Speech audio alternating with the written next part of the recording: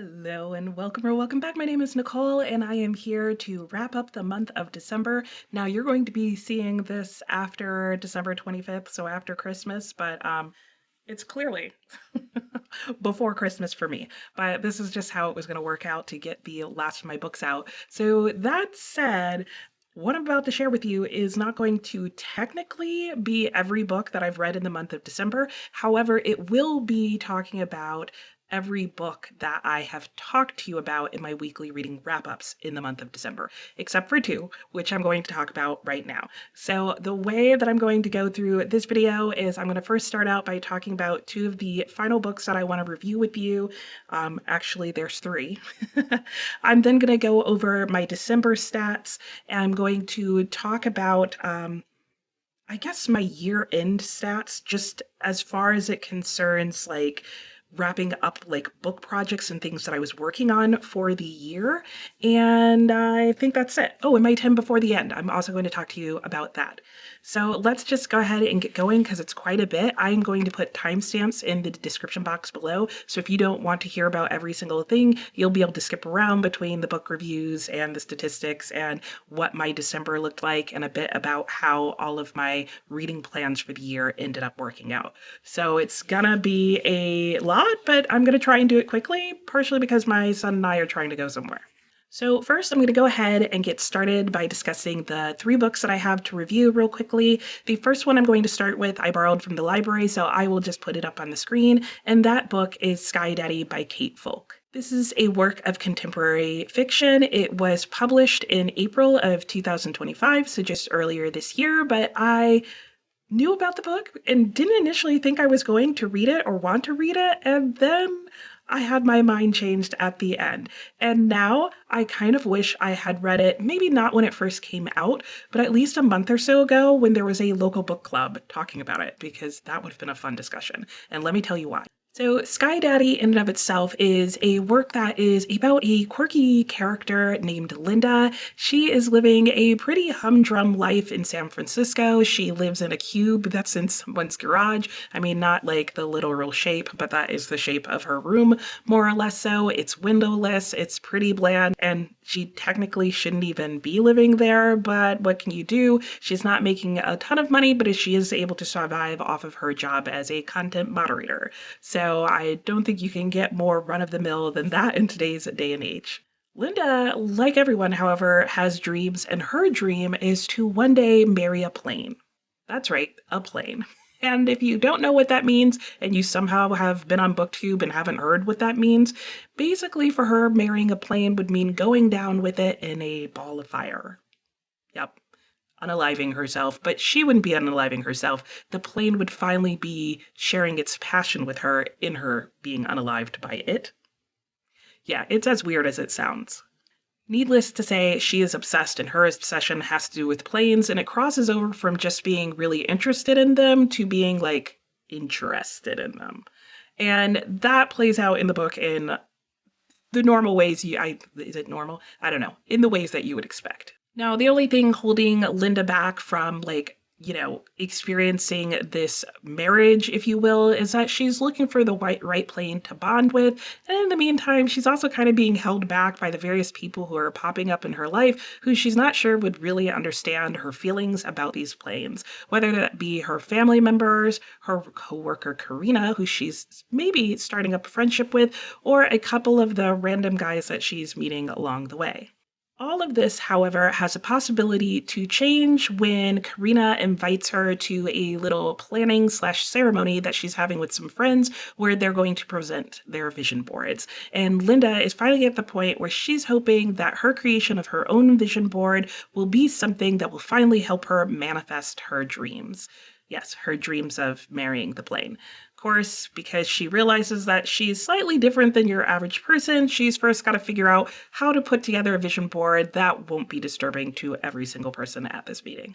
And the story continues to go on from there. It talks a lot about relationships and identity and otherness and othering, and honestly was a lot deeper than I thought it was going to be. It kept a pretty lighthearted tone throughout, but there really were some deeper level conversations happening. There were some themes that were being developed throughout, and I was really fascinated by how this went. I buddy read this with my friend Alex, and we were both happily surprised with what we found in this book. I would say for me, at the end of the day, what I found to be the best part of this book was just how gray everything was in it. Not literally gray, but like morally gray, and also just nuanced in terms of you could never quite land in one place or another. Nothing in this book was black and white. Neither the characters, the themes, the topics, their actions, their motivations.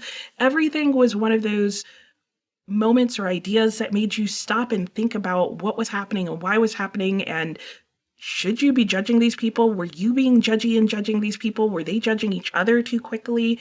And I loved it. Like the whole time that Alex and I read, there were times where we were coming to different conclusions about what was going on, but we also saw how the other person could come to the conclusion they came to. There were moments where we were like, we don't really know how to explain what was going on or to think about it and that kind of thing. And it was a lot of fun. There were a few moments, however, that felt potentially off, just like how Linda would sometimes feel off to other people. You had those moments in the book where you weren't sure if you were comfortable with what was happening, and not just because it was happening with or on a plane. There were moments that were uncomfortable because you weren't sure what the message was or what thought you were supposed to have. This is definitely a book that's not going to tell you how to think about these things. It's just going to put different ideas and problems and situations in front of you and show how these characters work it out, if they work it out, and you're going to kind of be left to your own devices to decide what you think about these situations and whether or not you even like them. I ended up giving this book 4 stars, which absolutely shocked me. I thought maybe I would find it okay or that it just wouldn't be to my taste. Though I would say I would recommend this book to people. You definitely have to be okay with adult content being on the page. I wouldn't even describe it as spicy per se because it to me did not feel like a romance novel or a rom-com or that's the intent of the book. It really did feel more like literary fiction. And the reason I say that is because the adult content that there was, by and large, did seem to serve a purpose. However, I could also see how it could feel like a rom-com to some people because it was a very light tone and mood to the book. Again, it's very nuanced, it's very all over the place. It's hard to pigeonhole any of the characters or anything in the book. So I think you can judge it however you want. Just know that there is quite a bit of adult content, though it's not on every page or in every chapter. I didn't feel like it was personally overdone. I can get a lot of secondhand embarrassment, and I didn't find that difficult in this book to manage, but reader beware. I think this is a good book for anybody who likes character studies and who likes to think about how we think about others. Yeah. The next book I have to discuss is another book that in a lot of ways pleasantly surprised me, though honestly this one I was really excited about and had high hopes, and that is Fayne by Anne-Marie MacDonald. This is a huge chunky book, and guys, I tabbed the crap out of it. I loved this book. It is a work of historical fiction that I feel like, I would say personally, I feel like is Gothic light. It has a lot of the elements of Gothic fiction, but I don't think it was as atmospheric as I was expecting it to be, and so that's why I say it's kind of Gothic light. Anyway, this was published in 2022, but is set during the late 1900s, and let me tell you about this book because it was an absolute delight to read. So, like I mentioned, this book is set in the late 1900s. It is on an isolated estate that is on the border of Scotland and England and set on the moors. So you get that misty landscape description type of thing. I would say it's a bit more heavy on the landscape descriptions at the beginning of the book than it is throughout. And I like that personally because I personally don't like to read about a lot of landscape. And ultimately, this book ends up being the coming-of-age story of Charlotte Bell. I keep wanting to say Charlotte Bronte, and I don't think that's an accident, to be honest. This definitely has a lot of allusions to and a lot of similarities with some of the Bronte novels, and not just Jane Eyre and not just Charlotte Bronte, but I would also say Wuthering Heights. Charlotte Bell, at the beginning of this book, is the 10-year-old daughter of Lord Henry Bell, who is Baron of the area, and she has lived all her life with her father in this isolated setting because she has a condition that does not allow her to be around lots of other people other than her father and members of the household. However, she is not wasting away on the estate. She has been able to spend a lot of time outdoors on the moor and with her father, who is deeply into birds and science and all the things. She has gotten a great education in that from him and is also turning out to be quite the excellent student. So when her father hires a tutor, it seems only logical that her life is just about to begin. And when her and her tutor go out into the moor and make an amazing discovery, it doesn't really come as a surprise to anyone that her father says he's now going to cure her so that she can go out into the world and be who she's really supposed to be. This book, no doubt, is a coming-of-age story that talks about identity. It's definitely about self-discovery, family secrets, and a lot of the other vibes that you get in Gothic fiction. So that is definitely there for you, even if it's not necessarily as atmospheric as you might think, especially based on this cover. Like, I was thinking all sorts of mist and clouds and spooky feelings. I feel like this is Gothic light, largely because there's not the spooky vibes to it, if you will. I don't know, maybe that was just me. Anyway, I think the biggest high to this is that it is such a well-plotted novel. Just from the story itself, the way the plot and the storyline is told, it's more or less so linear, and I'll get to that in a moment, but the pacing of this book is really well done. For a book that is almost 800 pages, it read very quickly. I would say this is somewhere between medium and fast-paced. It was definitely a page-turner. Like, I had moments where, like, I was staying up late to read this book because I just wanted more and more and more. There was a lot of action that was happening. There was a lot of mystery involved, and that just kept you going. And if there was any part that slowed down, I wouldn't even say it's slowed down. Really, what you have here is a story that's told not just by Charlotte, but you also get glimpses of her father's life, of other family members and servants' life, and you have repeated flashbacks to earlier in her family's history, where you get a bit more storytelling of that. Anne-Marie MacDonald, in the opening of this book, talks about how her intent of making it this long was she really wanted you to get to know these characters, and I think that is true. I do think there was one occasion, however, when we first go back to visit a different perspective, that maybe we stayed in that perspective a bit too long. That change in perspective is frequently used as a way of building suspense in the novel, and I don't think that was always successfully done. There were some times where we would change perspective and it would be for so long that it would feel frustrating as opposed to suspenseful. Despite that, I still absolutely loved this book. I thought it was so good. I'm so glad I picked it up. I did have to order it online because I could not find it in store anywhere, and I looked for well over a year at a variety of different places in different states. I have no regrets in ordering it. I ended up giving this book 5 stars. I would recommend it to anyone who likes a long book or even wants to try a long book but is scared where to start. If you like historical fiction, you want to try reading a longer work, go with this one because, again, the suspense and the story itself is going to keep you going, and it is really well paced, so you're not necessarily going to feel yourself dragging down. It may be a little bit tricky for you, however, if you don't like change in points of view, because that happens frequently throughout the book. This is also a great book for anybody who likes a good coming-of-age story, who likes a lot of the elements you find in Gothic fiction, and who likes literary allusions, or, where a book is talking about other books and other writers. You get all of that in this book, and I think pretty much the vast majority of it is really, really well done. This is definitely one of my favorite long books, or mammoths almost, that I've read this year. And then finally, the master chunker, the book of the year, the year-long read, Clarissa. I have had more and more people ask me more and more frequently in the comments, are you going to talk about Clarissa? Absolutely, yes. Now, let me be honest with you. I have not finished this book. As of right now, I am about to read the last pages of this book. But the reason I'm checking in now is because I've read this entire book before, and I'm pretty sure that nothing that happens in the pages I have left, which are like 10, are going to change my thoughts on in terms of what I want to share. It's just going to be plot details that I already know. Now, if I hadn't read the book before, I wouldn't know the major plot details, and I probably would need to finish the book first. That said, if I get home later tonight when the lighting is bad and I read the rest and something comes up that I'm like, nope, I should have mentioned that, I'll edit myself back in.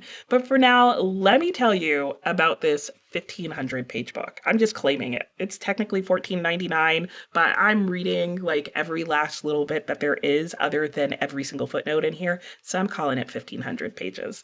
This is a book that is written by Samuel Richardson. It was published in 1748 and is basically a cautionary / morality tale. It tells the story of Clarissa Harlowe, who is like the pure, innocent, well-loved, and wise beyond her years daughter of the Harlowe family, a wealthy upper-class family living in England.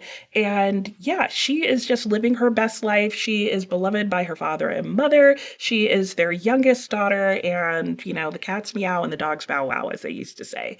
And all of this is going her way until she happens to catch the eye of the well-known rake in the area. And no, not rake as in rake your leaves. Rake as in like womanizer, woman hater in some ways, and just all in all out bad guy. The villain to beat all villains. Yeah, he's also attracted to Clarissa. And Clarissa suddenly finds herself having to make difficult choices, which for women during this time period means no choice because there's no good choices left to her. Where she can either marry the ugly and horrible guy that her parents have laid out for her and help her family move up in the ranks, or she could hope to escape with Lovelace and seek protection under him so that her parents don't force her into marriage, which wasn't totally uncommon at that time. So it may sound like a harsher judgment on her from her parents than it is, but you gotta get into the weeds of the story to hear all that. Anyway, she's left with no good options, and this story talks about what options she does take and everything that happens thereafter. And there's a lot that happens thereafter. This story really discusses the idea of virtue in young women, how they can be raised to be virtuous, as well as what the problems were in society at the time that could lead to the ruin of a young lady and destroy any efforts that may have been put towards her living her best life and living, more importantly, a good and virtuous life. It does look at the dynamics of men and women and where men and sort of the society's attitudes towards men and the lack of accountability towards them can come into play in terms of corrupting young women. It's definitely like vampiric in nature in terms of men exploiting women. Like that is definitely a topic that comes up in here. There's also a lot of time spent looking at where a family comes into play in terms of unintentionally corrupting their own children or leading to their downfall. There's a lot that goes on in this book. You can also look at this book and just the discussion that is had about duty to one's family, particularly in the roles of women. The highs in this book for sure are the characters. There are a lot of very strong characters in this book. You really feel like you get to know them, probably because you spend thousands of pages with them. It's an epistolary, so this entire novel is written in the form of letters back and forth to different people. There are people that you are going to just be completely revolted by. There are people who you are going to love, and they're not always going to be the people that you think. You're going to feel torn about them. You're going to second guess them. There's going to be people who you thought you knew that it turns out are not who you thought they were at all, or at least their motives weren't what you thought they were. And it's really good. It's a really good ride. I think the most difficult part of this book is actually probably the first couple hundred pages. There's definitely a part of this book where Clarissa is trying to decide what she wants to do at the beginning of this book, and you're kind of living a slice of life day by day with her through the back and forth of her decision making, and it's definitely intended to give you a taste of just how difficult a situation she is in, but it's probably overdone because it does make the book start to drag and you start to feel like it's very repetitive and it's, again, starts to become frustrating instead of suspenseful. However, I think it does give you a very realistic insight to how difficult a circumstance she was in and how none of these choices are easy choices to make. I ended up giving this book 4 stars after rereading it, and it's definitely a book I would read again. However, I have had people ask, is this a book that is worth reading abridged? Should you read it in full length? And should you read it as I did this time? The first time I read this book, I just read it straight through as I was able to. I think it took me a couple of months. The second time I read this book, I read an abridged version of it in college. And this time I read the book and I read it as letters, which means that if a letter was dated April 13th, I read that on April 13th of this year.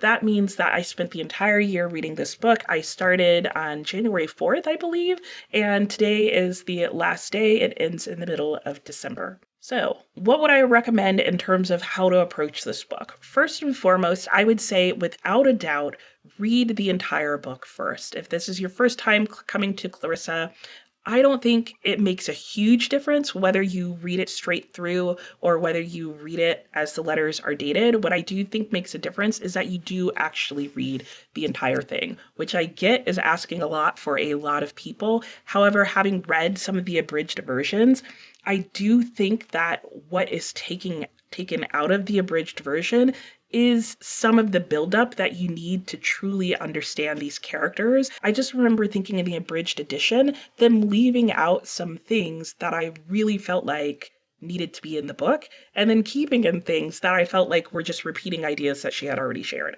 So while I think the abridged edition is good and certainly is probably the version of this book that I would reread in the future, I do think you need the whole story at least once. I have heard that there is an audiobook available and that is also really good, so that might be an option for your first read.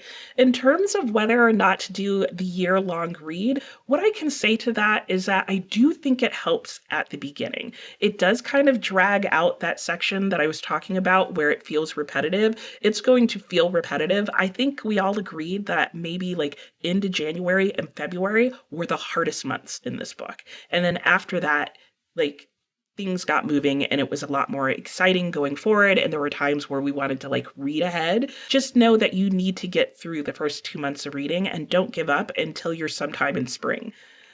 Other than that, the only other comment that I could make is that the end of the book really gets spread out. If you're really intent on wanting to feel what it would be like to have the letters become more and more sparse, then I would continue to read it by the dates. If by the time you get to that point, you're forgetting things and you just want to be done, I think it would also be fair to say after November, so pretty much November and December, just read straight through to the end. What I would say is that if you're rereading this book, I think approaching it in the smaller chunks and just reading it, the letters on the days that they're dated is a super helpful way to reread it. I think it makes it a lot more manageable and a lot less time consuming to get through the book. And because it's a reread, you're not going to forget as much. However, it may also be super helpful to have a character list because I will admit by the end of the year, there were a couple of characters that came back up who like, it's literally been months since we've seen their name dropped. And I was definitely like, who's that? So that's all I have to say about Clarissa. It was 4 stars. Give it a try if you want. I think there is a lot of really interesting, valuable things to get out of that book. I will definitely be rereading it. We had some really great discussions on Story Graph just about like what it's saying about this time period in terms of how women are treated, how progressive it was and wasn't for that time, and just like the issues that are surprisingly addressed in terms of like marriage for women during that time period and who's at fault that things are this way and how can things be made better. So I think that this is an amazing work and that a lot of effort went into it, and I'm very impressed by what Samuel Richardson put together, even if it's not perfect. All right, that's it for the book reviews. Let's now get into my stats for the month of December. So, a quick review of my reading month. I read 10 books in the month of December, which was a total of 3,504 pages. And my star rating was pretty high for this month. And honestly, I'm not surprised. I will put up on the screen a picture of all the books, all 10 books that I read during this month. And you will see that I had multiple 5-star reads. I had some that were 4-star, and I had one that was just a total bomb. You can also see on the little map, where a lot of the books were. This map shows you the total of places that I've read from since July. I pulled that graphic in from the HRCYED stats chart that I'm making. If you don't know about the hardest reading challenge you'll ever do, I'll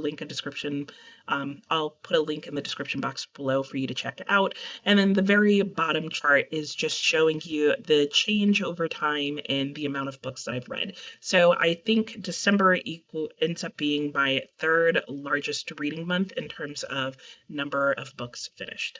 I'm just now realizing that I haven't put together like a summary of my year-long reading stats. So I will, I guess, do that and update that now. So on screen for you, you will see the total number of books that I read for the entire year, as well as how many pages that was. How does it look? Because I have no idea. And probably one of the reasons I have no idea is because in terms of the total number of pages I've read and the total number of books that I've read for the year, I really don't care. I just read however, many books I get to and that I'm enjoying. And so when I make that graphic, I guess that's when I'll find out the answer. I will say that coming out next Wednesday or Saturday, I believe, I will be sharing my best books of the year. So keep an eye out for that because that's always exciting. I should let you know that in terms of the hardest reading challenge, maybe I'll talk about that in 2026, but I'm basically done with it.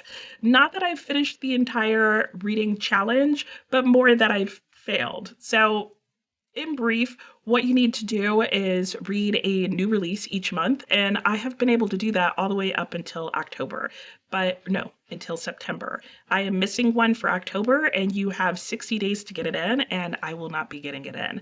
So I will put up my hardest reading challenge you'll ever do bingo board so you can see how far I made it. I feel pretty good about it, but I'm just going to officially say I'm tapping out from here, and I will not be carrying it on in 2026. So what I am going to also talk about real quickly is my bingo board from hell, and that is the bingo board that I put all my reading plans for the year on at the beginning of this year.